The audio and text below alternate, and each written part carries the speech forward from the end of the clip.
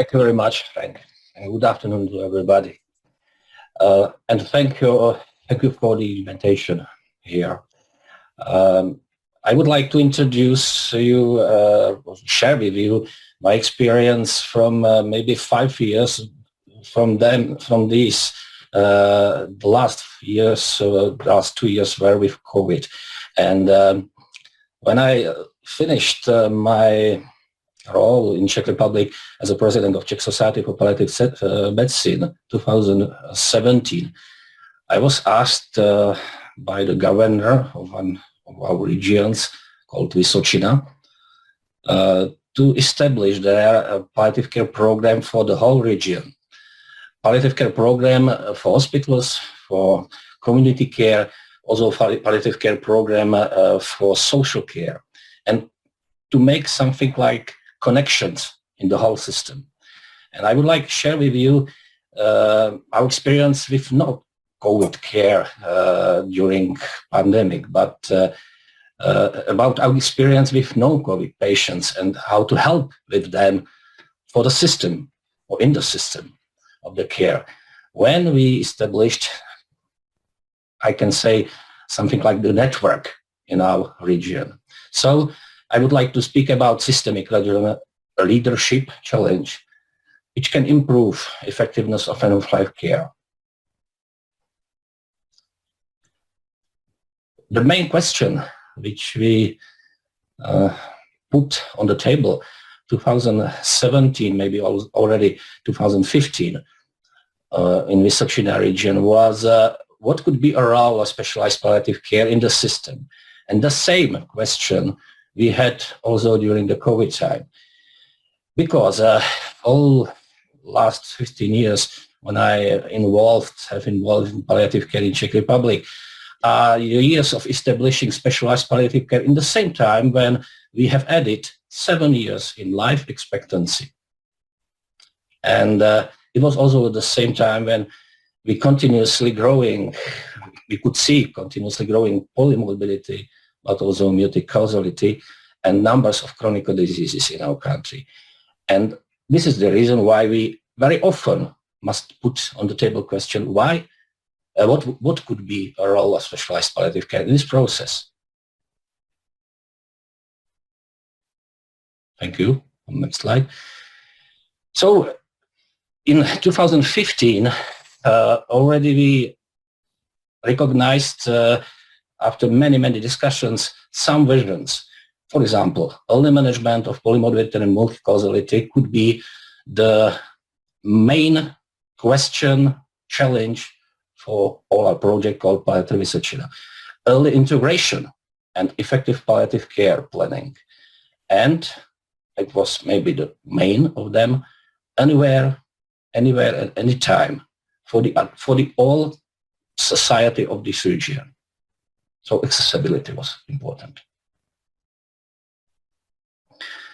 So we started to build multi-level surveillance. It was a lot about establishing collaboration among all the services.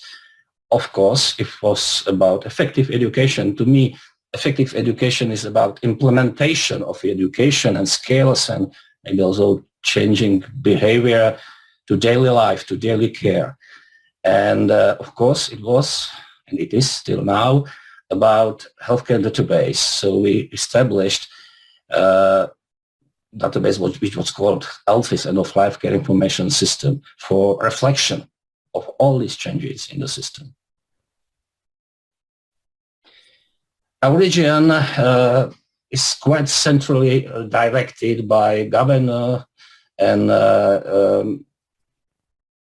maybe I can say now it's example how we can build excellence in systemic health planning in Czech Republic. We have centrally placed hospitals and long-term care. We have a lot of community care services, home care services, community social care services, home care services, primary care, also homes for elderly. And of course, we have to build during about since 2015 to 2018 many mobile palliative care services and hospital, of course, consultant teams, palliative care teams. And please let me share with you several results of this process during the pandemic, also not only in 2015, but also in 2019-20, and data from this year are very similar and growing. In Czech Republic, and we already spoke about it in these sessions, about more than 80% people would like to live with incurable disease at home. And only about 20% would this opportunity have in 2008. And now in our region, in Třebíč, this quite small region with 100,000 inhabitants, we have opportunity to offer home care dying for more than 49% inhabitants.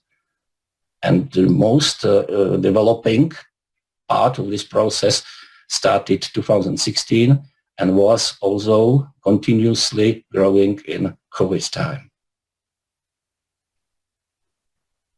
Next, please. There we can see some also numbers. When you can see in the left corner, 2015, you will see 0 in Pelhřimov, Havlíčkův Brod, Nové Město, Jihlava.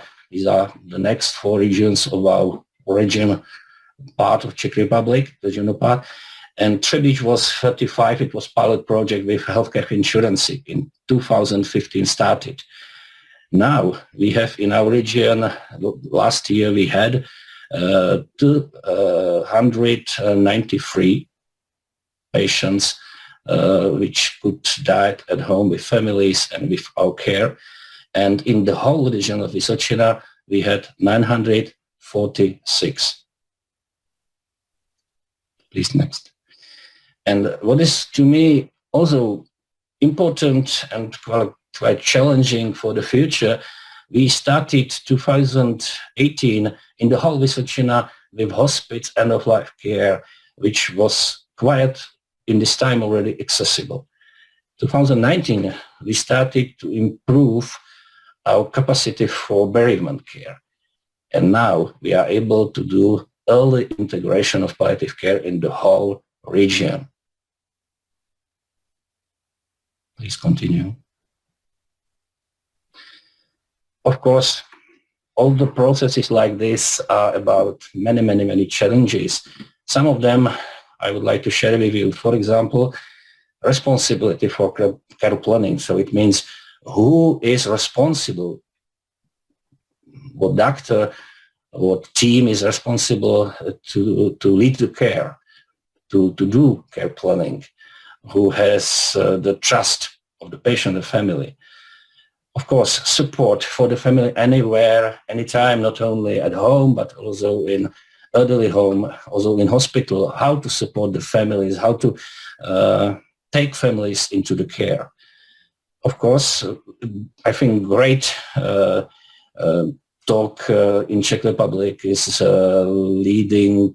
has been leading for many years, maybe 10 years, about the part of palliative care in geriatrics.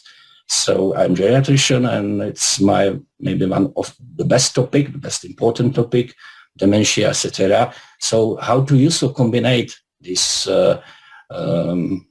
disciplines of medicine in daily care, and effective education, I already spoke about it. Please again, continue. So what we learned from leadership, I think, and I can say, and thanks Charles, thanks Frank, and many other colleagues from not only LDI, we have learned everything. We have learned and used everything. Visions, because visions is very important, and you have to try to keep the vision also at the time of crisis. Of course, you have to have available goals. Sometimes it means you have to share your goals with your colleagues from other services, from other parts, from politicians. also in the time of crisis, and to think about what will be useful. So what our role, for example, in this process, in the crisis. Our role was to help the hospitals to take daily care for COVID patients, and we try to do that. It means sometimes also the courage to take all these visions for colleagues and to help them to understand them, also in the time of COVID. Patience is very important with ourselves, but also with the others. Experience of working together is, I think, the most important thing in all disciplines, and I think a lot of also in non-cancer patients. And of course, you have to have a reflection. So, for example, like end-of-life care information system like we have. The last, maybe.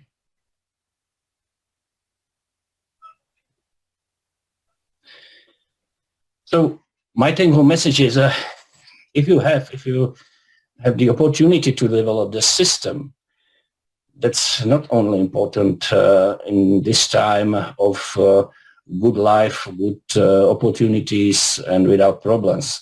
That means also it could be very, very important in the time of crisis. But of course, it must be about integration of palliative care in the whole system. And in the face of crisis, we could to see how we can help to sustain the care for all the other patients with chronic illnesses. It's not to do without political, financial, but also with our colleagues from many different disciplines of medicine, not only medicine, but also social care support.